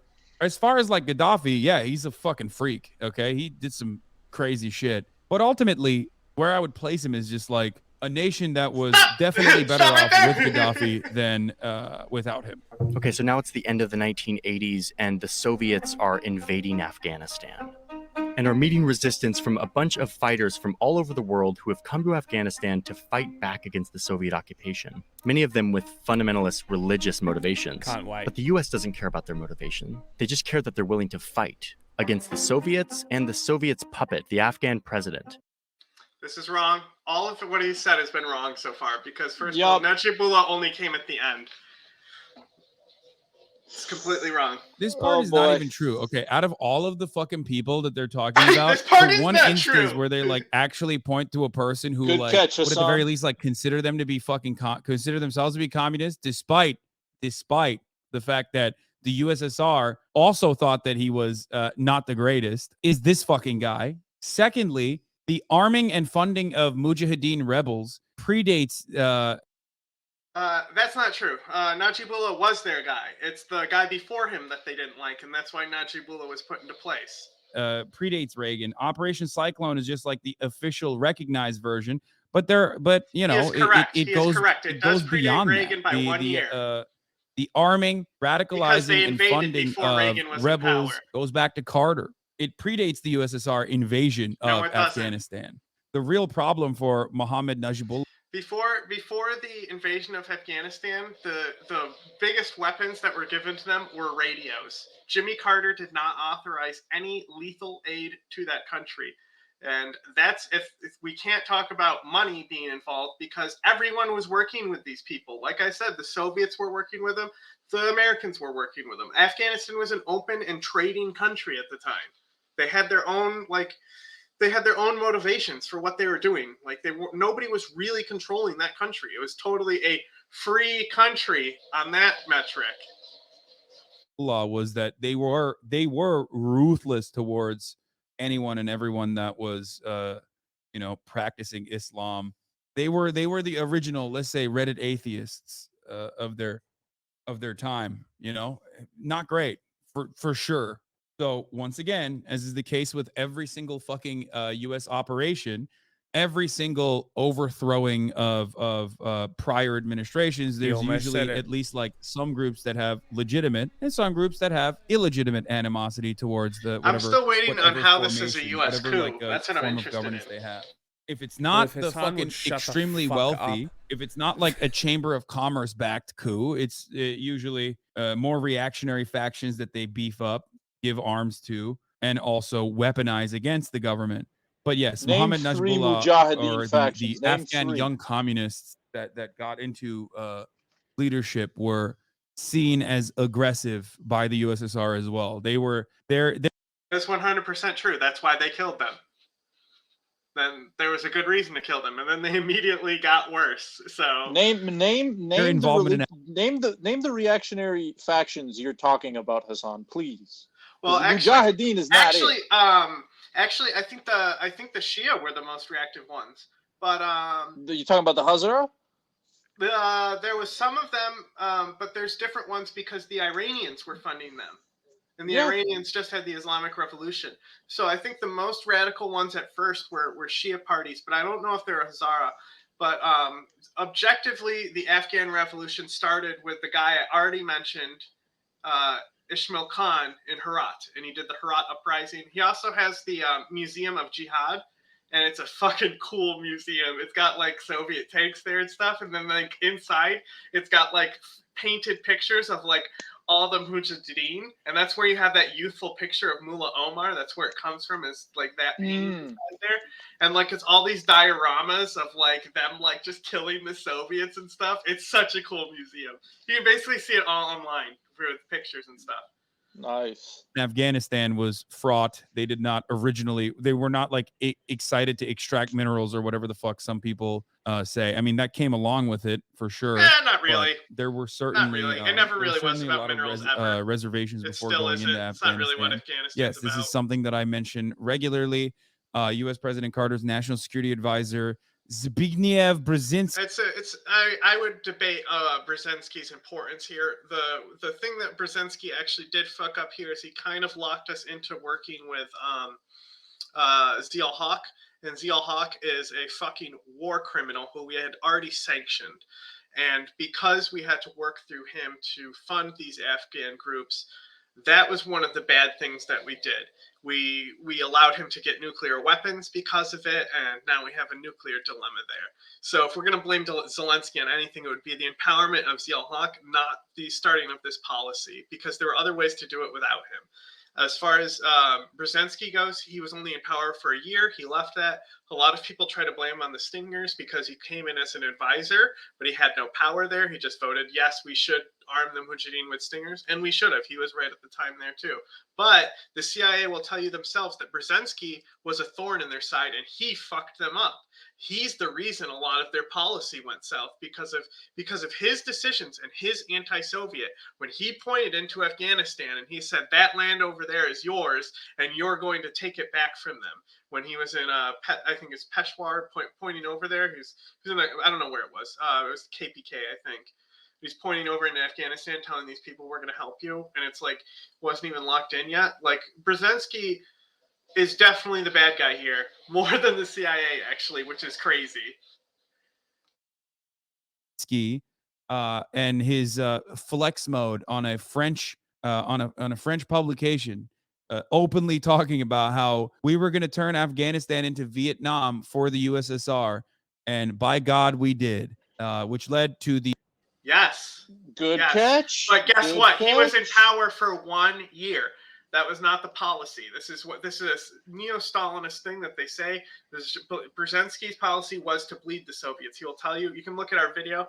It's probably the most pro-CIA video that I've ever done. But I have a video on the Afghan jihad and how we funded it, and it has interviews from the Soviet perspectives, from the CIA perspectives, and the guy that I'm talking to is a historian in the area, and he's very much of the opinion that Brzezinski is the big bad guy, and I'm very much of the opinion that Charlie Wilson is to blame for fucking up a lot of that policy. So it plays out as to be an interesting video where it kind of seems pro-CIA, but it's really just kind of trying to present the facts from all angles. The evisceration of the USSR, so I would see that as an overall success. This literally, I've quoted this so many fucking times. We're almost to the end of our list, and we're now in modern day. It's 2003, and 150,000 there was no coup American there. troops invade There was no Iraq. coup there. They say that they are there to find and destroy weapons of mass destruction, but their main focus is taking out this guy, Saddam Hussein.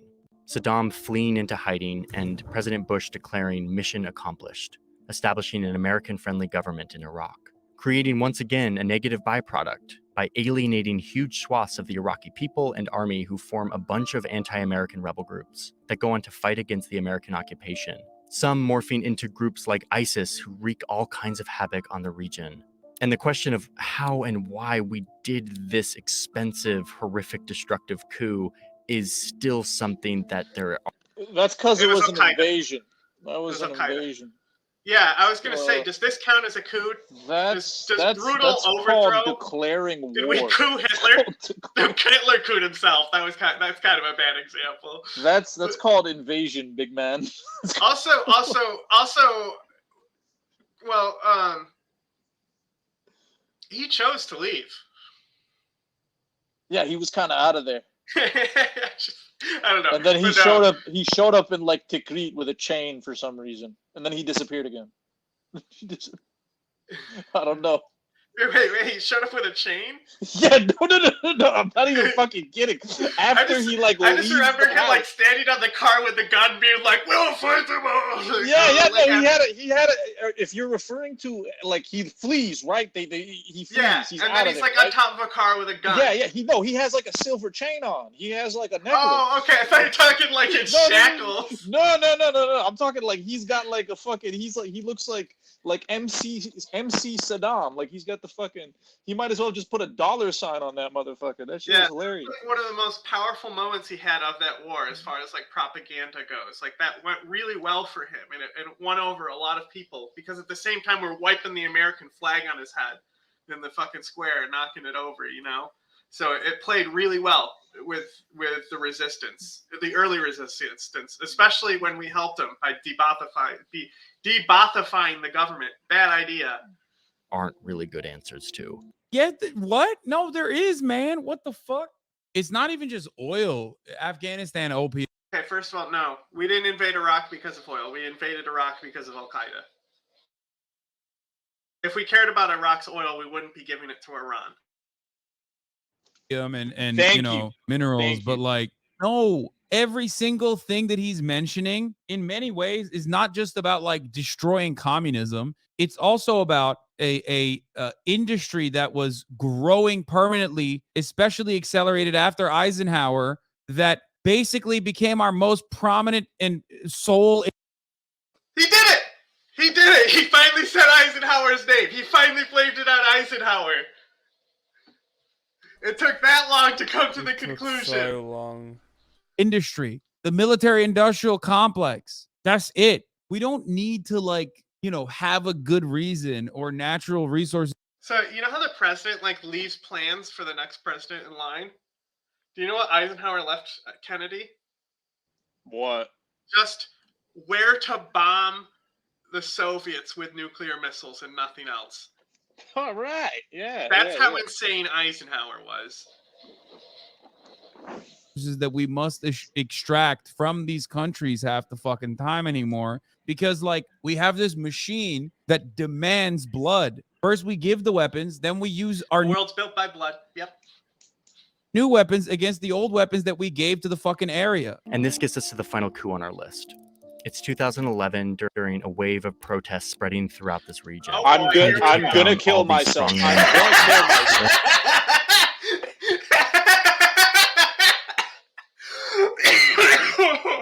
I'm gonna One of which was this guy, Muammar Gaddafi. And there's worry that he's going to potentially massacre all of these pro-democracy protesters. Gee, I wonder why there's worry of that. Maybe because it like happened. He was pointing the gun, saying, "I'm going to kill all these people." What? We're gonna go door to door.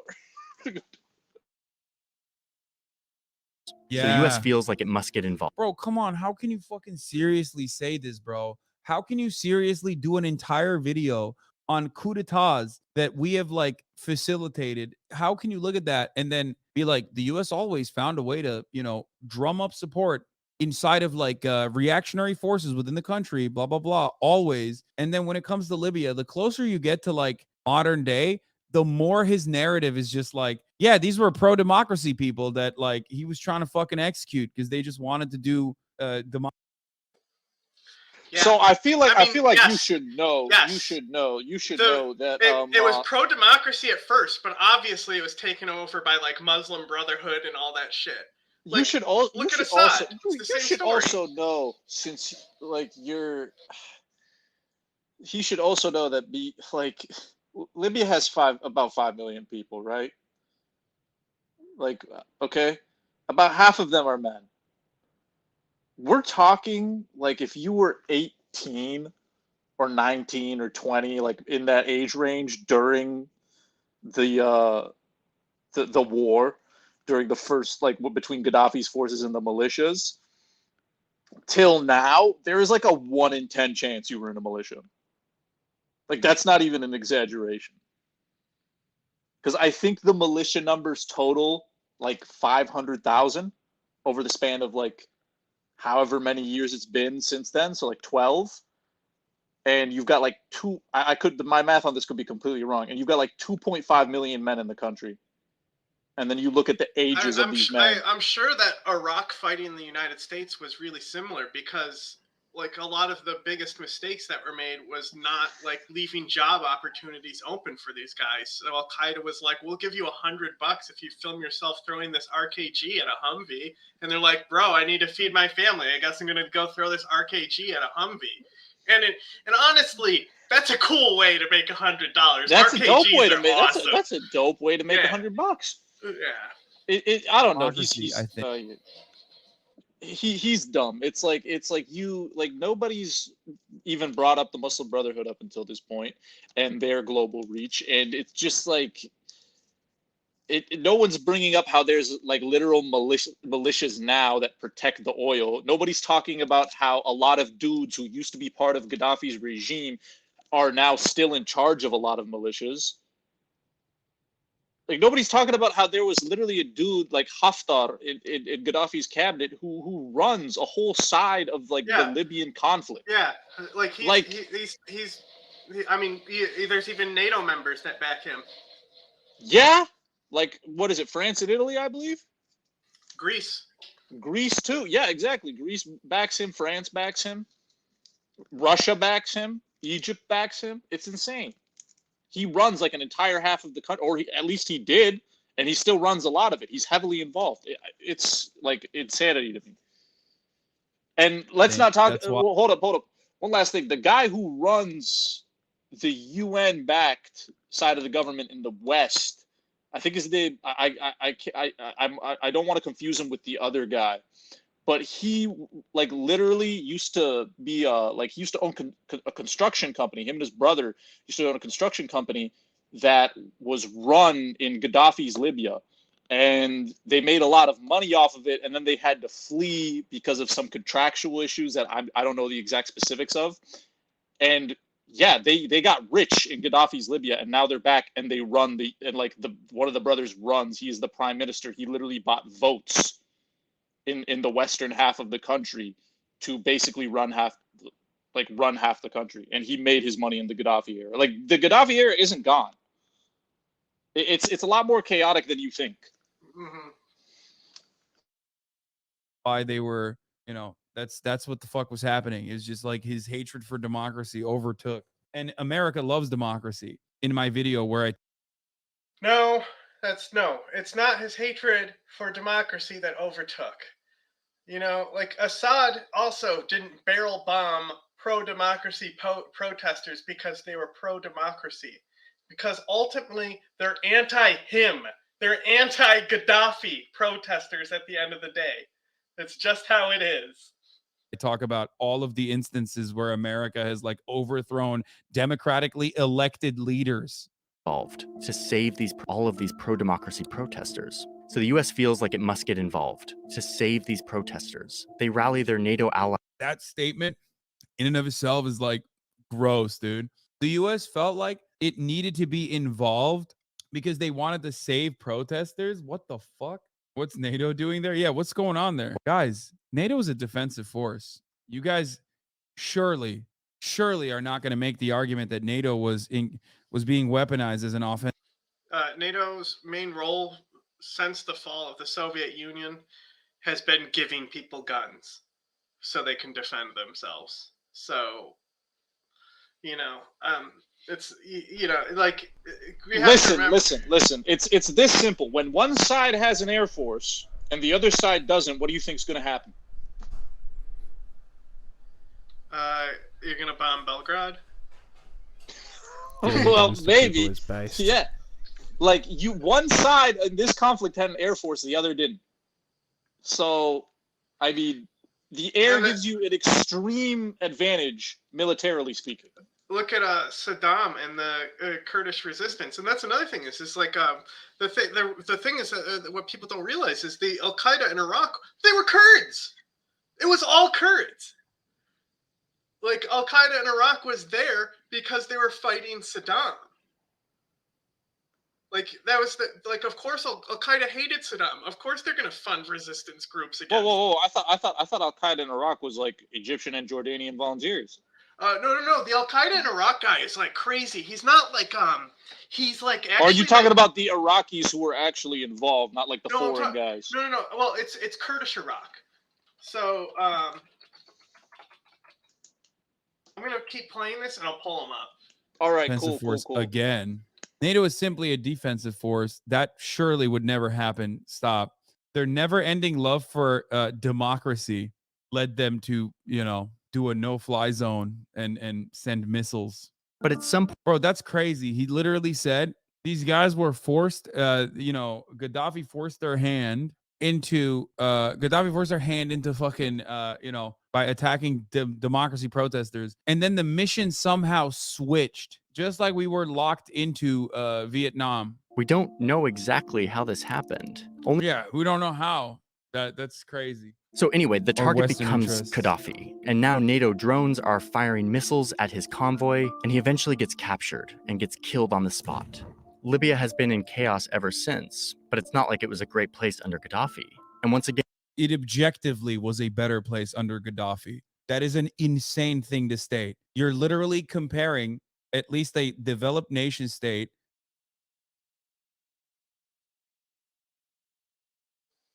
I paused because I figured we would want to pause right here. He was about to say how it was objectively better under Gaddafi. I mean, yeah, when the grocery stores have Armani suits and condensed milk, and that's it. That's great, yeah. That's what the fuck? That is an insane fucking assessment, dude. Again, Johnny, liberal, I love the CIA Harris, straight up lapping the Republican Party's assessment on the situation. He is outright winging. All right. Is he about to call Johnny Harris right wing? Let's take a look at this quote. This is from the guy who is Al Qaeda in Kurdistan. I believe Al Qaeda today is the Leninist or communist movement before it came to power in 1917, or the Zionist movement of Herzl before Ben-Gurion, I don't know what that name is, brought it to power in Israel. So I feel like I've heard this quote before, but I could be confusing. Yeah, this guy's. So I'll show you a picture of the guy too. This is him right here. Oh, yeah. I've seen this guy before. He's very. Or that picture before. Yeah. I think. He's actually, very more. He's like a Muslim militant, but he's very more like of the revolutionary mindset. I feel like you and I have discussed this guy at some point. I don't discuss him often because I had to Google his name to bring up who he was. So maybe it wasn't you then. I feel like I was talking about him with someone, or like that picture was sent to me by someone. No, but you've probably seen him. He's got a great interview about Kurdish Iraq. It's very interesting. Could be. The Republicans on this matter, like even Republicans who are like, yeah, I don't really give a fuck, at least because of Clinton's involvement, say like, look at Libya, there's open slave markets. Johnny Harris is more to the right than like fucking neocons, dude. Okay. What?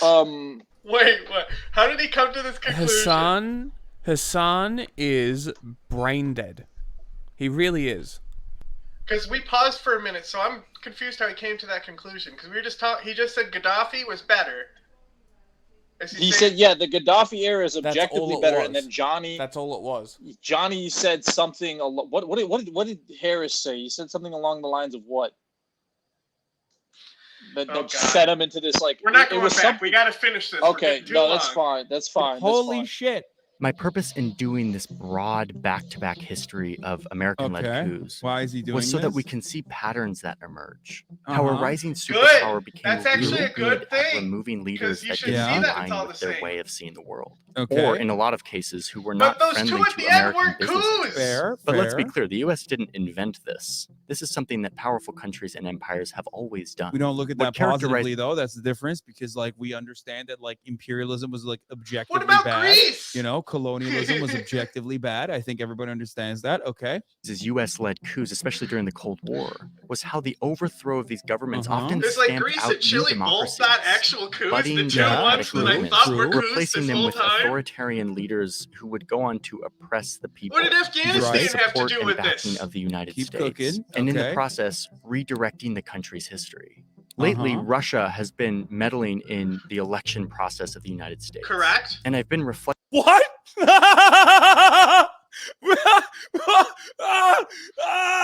No, he did not. No. It's so weird that at no point did Johnny Harris say like the United States did Facebook ads in fucking Chile. It almost feels like arming and funding rebel groups, reactionary, fascist, violent, genocidal rebel groups who then execute the leader of the state that was like democratically elected versus like Facebook ads that they bought using American companies to run misinformation campaigns. Like Russia set up Radio Free Florida. Did America not do this to Russia with Gorbachev? America did this with everyone and still continues to do it. If you see a Radio Free, Voice of America, Radio Free Ukraine, Radio Free whatever the fuck, like that's literally not even secret. Like it's just openly, it's just basically openly fucking funded CIA propaganda. That's it. That is like what Russia did. That it's never just. No, that is not true. Russia invented a new kind of information warfare. It's honestly impressive what they did. They actually changed tactics. They did something. They advanced how things are done. Misinformation. Understand? It's never just like America's biggest fault and failure isn't doing, counter-revolutionary propaganda in these countries. It's the other stuff that they did after. It's like farming and funding and arming the fucking the guys that are like out of their minds. That's the way you do a coup, not by just like misinforming the public. You know what I mean? This is giving me just a tiny taste of what it feels like to have an outside power. Not exactly true. What? First of all, it's not even new. The USSR used to do this shit too. What the fuck? There's a reason why MLK and every other black liberation movement was.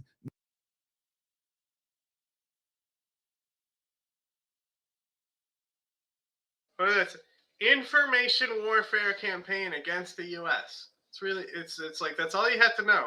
Information warfare campaign against the U.S. We shouldn't really be saying election interference. We should really be saying what it is. It's an information warfare campaign against the U.S. Unlike anything that's ever been done before. It is insanely impressive because America localized it to the CIA. Russia exported it to fascists. Smart.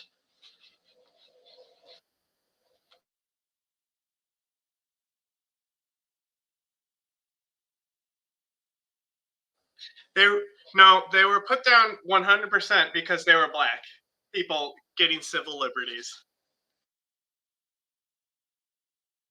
We can't hear it.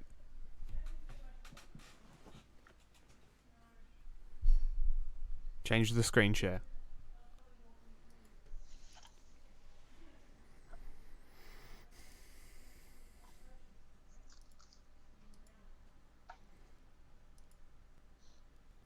Jack looks stressed from hearing bad takes. Underpinning. Russia now absolutely does that Over it. both sides. Two hours of bad takes. Example is if you look at Russia today, they'll have programming that at like 5 p.m. is like America KKK is an imperialist warring nation and we must abolish white supremacy in the United States as it is a global superpower funding white supremacy. And at 5:30 they're like, the homosexuals in America are degenerate perverts and must be eradicated at all costs. It's like they do that. They don't give a shit. They literally have no genuine ideological reason. They just want to like cause chaos. And that's nothing. America does that too with ideological reasoning, which is pro-capitalist. They're exactly the same. Nope. Here's a quick follow-up for the clip. Interesting one. Socialist leader of Grenada, Maurice Bishop, explains why the U.S.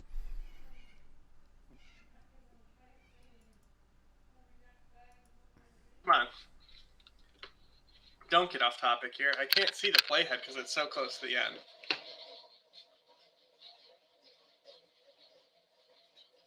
And it's stuck on buffering, so... Well, I guess that's it. So... Thank God. YouTube has decided to kill itself, so... I tried to fast forward because somebody was getting off topic, and this is what I get, so... U.S. invaded the country.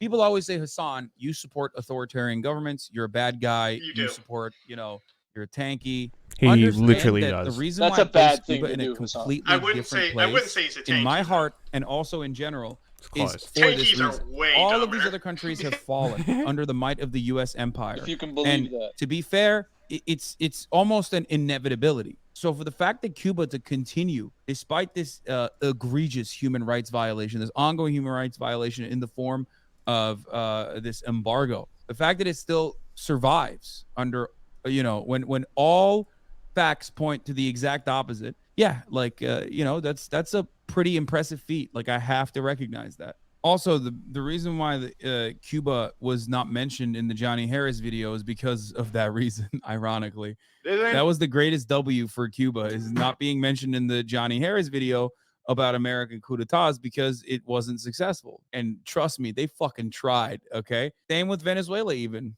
Sometimes you sound like CIA is bad, therefore it's okay for dictators to violate human rights and people in their countries who protest and speak against dictators or CIA puppets. I know you know better. Once again, I listened to you talking about Turkey and Erdogan, but I think you're not making it clear enough that those violations are unacceptable. No, of course. But Erdogan is a fascist, so that's why he's critical. Real quick, I just remember the name of the guy in Libya who's the prime minister of the UN-backed government who made a bunch of money. It's Dabiba. It's Dabiba. Yeah, because he's they change him out so often, I can never remember. Yeah, man, it's ridiculous. You'll have like guys from the Eastern government coming into Tripoli, like, "All right, we got tanks and SUVs. We're gonna politely ask them to hand it over." It's actually ridiculous. I've done some posts on it. Of course, those violations are unacceptable. But if you've listened to me talk about Turkey and Erdogan, you understand that like every Turk in this chat would tell you that Turkey would be in a worse place overall if Fethullah Gulen was in power, if another American coup, which was a failed one, which Johnny Harris did not mention. He did it! Two things I said that he should be bringing up. He did both of them. I said Dwight D. Eisenhower and the coup against Erdogan. Good job, man. He gets a B- from me on this video. You are a generous grade. The one in Turkey. Yeah, well, I grade on a curve. Okay, fair enough. Fair enough. Not that long ago. That is certainly what guides my opinion. Is it fucking over? Yeah. Holy shit! It is. Yeah. Thank God.